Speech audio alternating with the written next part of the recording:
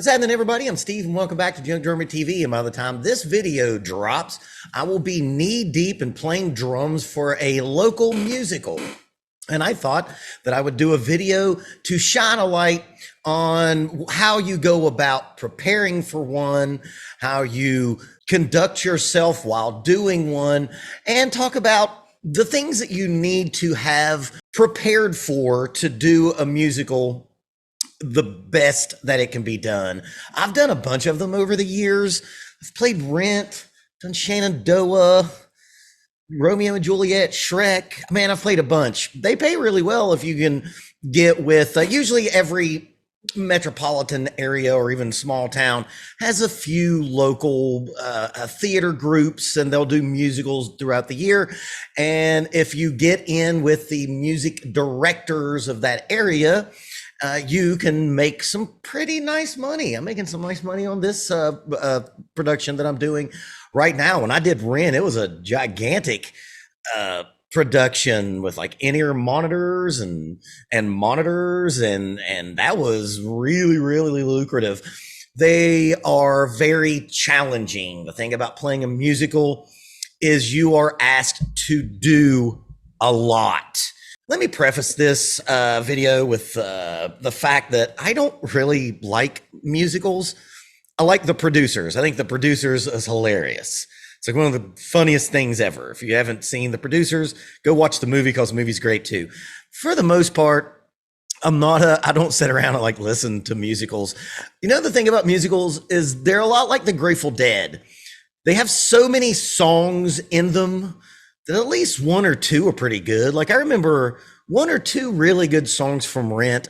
Oh, also, can we all please stop acting like Hamilton is good? It's not. It's whack. It's whack. Snoop Dogg says it's whack. It's fucking whack. And it is. And I know Hamilton because I dated a girl that was obsessed with it. So I've listened to that thing a few times, and that stuff sucks. But anyway, when doing a musical, you know, you're reading, right? You have to be a very good reader. You don't have to be a sight reader, because most of the time, 99% of the time, you will get the book well in advance. And that leads me to the first point of preparing for playing in a musical, and that is preparation. Man, you've got to do your homework before you go in, because when you're doing musicals on like a local level, the way it usually works is the music director, is always a keyboard player, has been working with the singers and actors weeks and weeks, sometimes months in advance of the band showing up, because that's the easiest way to save money, right? You don't want to spend the amount of money that I charge to do musicals to be there for weeks on end. It just would be untenable. So when you come in, you're coming in to a situation that's usually pretty well oiled. These people have played this material with the music director dozens, maybe hundreds of times before you get there. And it can sometimes that first night, and I really noticed this when we first started the tech week, as we call it, which is the full rehearsals for the performances, that I was just holding on for dear life. And I had prepared pretty well, but the one I'm doing right now doesn't really apply because it's a local theater. It's a locally written theater production. So it's an original, and there's no materials to go online and listen to. That leads me to the second part. Oh, getting back on the preparation. You can tell I don't script my videos. I highly suggest first, just reading through all of it without even the music. We're going to pretend that we're talking about doing a musical that is an established, famous musical where the music is somewhere that you can get to. But I always go through first without even listening to the show. I just read it down, just measure by measure. And I figure that if I can play it that way, once I have the music going on, I'll be that much more tight. Another thing that I like to do, and that leads me to the second point, is getting the music and playing along with it. Now, here is a pro tip, and I learned this the hard way when I think it's All Shook Up. I did All Shook Up, which is the Elvis production, obviously, and I didn't do any prep because I'm a huge Elvis fan. I knew all those songs, but I didn't know those arrangements. But also what I did was I just listened to the cast recording. Do not listen to the original cast recording. A lot of times those songs are truncated, like the dance segments are deleted, and it's not most of the time the exact thing that you'll be playing in the show. So if you are going to try, I'm going to use Rent as a big example because that's probably one of the most accomplished things I ever pulled off, because Rent is a rock opera. So there's really no spoken word. Everything's sang. So you just play, just felt like you played for like 2 straight hours. That piece that's right before the intermission is like 15 minutes long. It's like playing a Rush song. And remember, all this stuff's written out. But get the like actual performance, like filmed performance, like, I don't know, is Pirate Bay still a thing? Because that's where I would usually find them. So go on Pirate Bay. You may have problems with that, but I don't. And actually, I would have the show on, and I would, because I really worked hard because I wanted to. When I did Rent, it was for the biggest theater group around, and they paid a moolah, you know what I'm saying? So I was really trying to do a good job. Man, I really did. That production actually won like a regional or like a community theater award or some shit. But I would have the musical going on my big screen TV, and I would play along with it. Preparation, I cannot stress enough. They're really difficult to do, and things can fall apart really easily. And we'll get into that later. So really having your material down is so important. And even more so than that, and this is something that you'll find out if you get in a musical and there's styles of drumming in there that you've not done before and you're not acquainted with, you can't cram for a musical. Thing about musicals is you have to be a Swiss Army knife. You will play everything from bosses and rock and funk and jazz, and you have to play brushes, and sometimes you have to play, I did Seussical musical and I had to play a bunch of xylophone. You have to have a vast experience in all kinds of styles. It's the ultimate test of how well you really know music. And I'm not just talking about rock music. A lot of musicals are rock oriented these days anyway. The one that I'm doing right now, it's called The Blob, and all the music's kind of like 50s music. It's rock oriented, but like, I mean, I remember playing a tango in Rent, and when I did Shenandoah, that's like a Civil War thing. So I was playing a lot of like military drum stuff. So I was playing marches and shit, and you will be asked to play from one song, could be a really fast like rockin' tune, and the very next one may be like a samba or a soca or just a straight up jazz tune. So you have to really have spent time playing a lot of those styles before you decide to jump into playing musicals. It is for it to be an art form that I don't really like all that much. I very much recognize that it is a very difficult thing to do, especially like the people who are on the stage. I love when I talk about, tell people that I'm doing musicals and they tell me to break a leg. Like, I'm behind a curtain. I'm playing drums. But the people who are in musicals, they have to sing, they have to act, and they have to dance and emote. And it's a really difficult thing to do for it to be something that I'm not that into. I usually say something else there, but it would be too mean. Be aware of every kind of groove that you can play on a drum set before you start going and playing in a musical. Third thing would be you have to be flexible.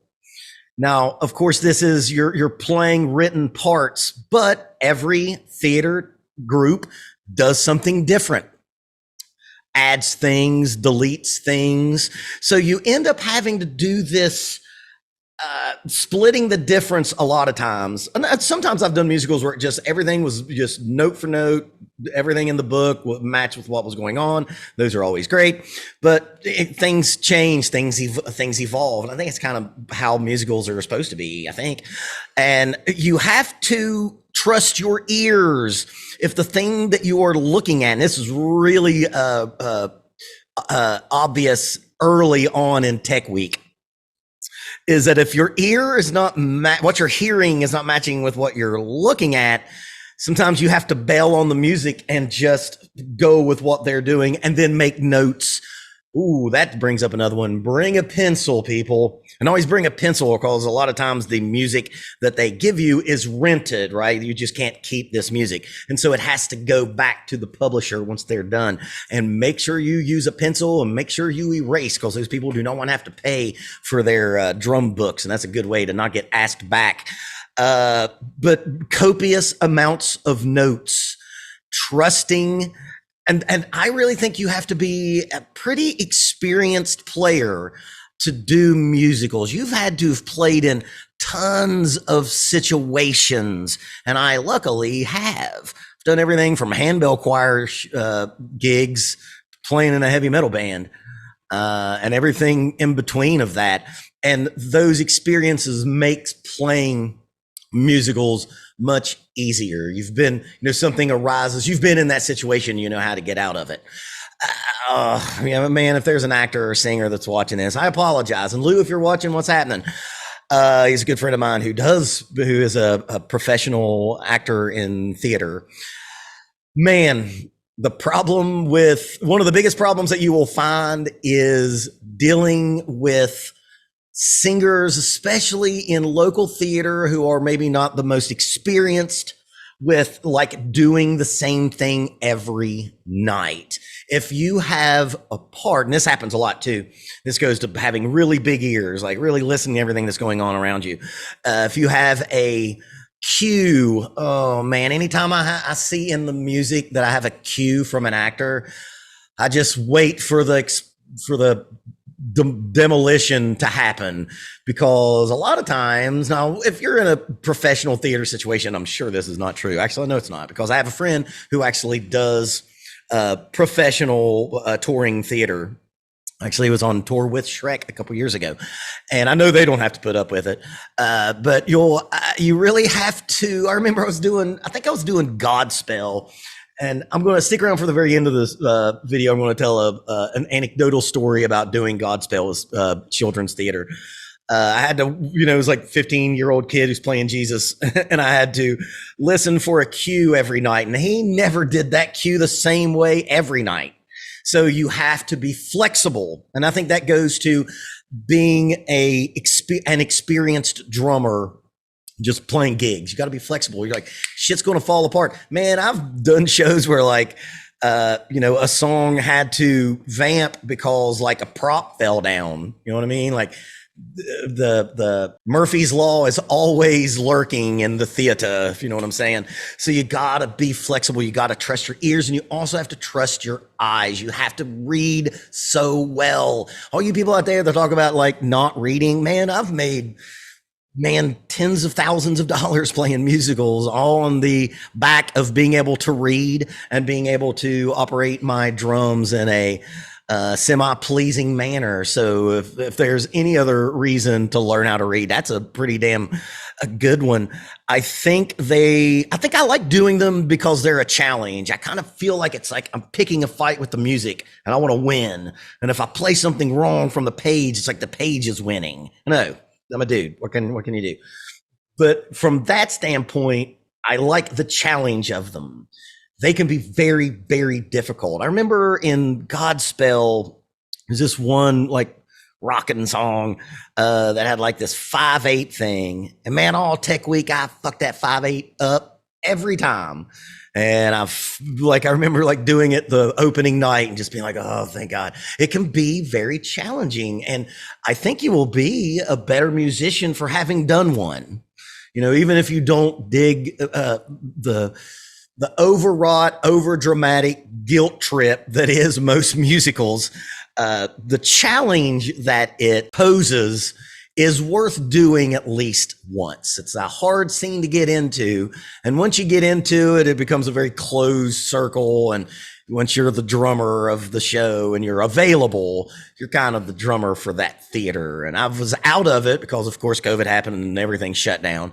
And if you go back many, many years, I have a video called The Time I Got Fired from a Gig, and it was from doing a musical. I had worked my way up to the big theater groups, Graces, and I was making really good money, and it was always working out where I was either not on the road and was able to do it, and I shit the bed and did not prepare and did not do all the things I'm talking about in this video, and I lost that gig, and I'm kind of building, hopefully going to build back up, because my days of being on the road all the time are pretty much over, and I have really enjoyed playing this show that I'm doing right now.